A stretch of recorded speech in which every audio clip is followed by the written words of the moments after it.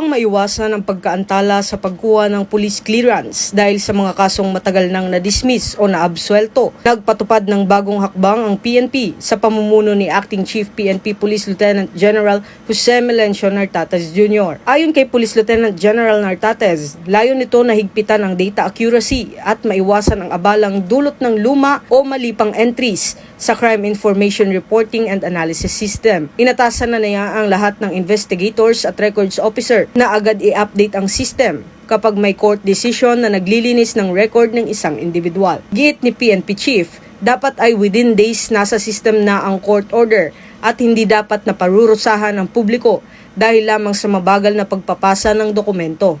Kaya naman pinagtitibay rin ng PNP ang koordinasyon nito sa justice sector upang mapabilis ang transmittal ng court resolutions.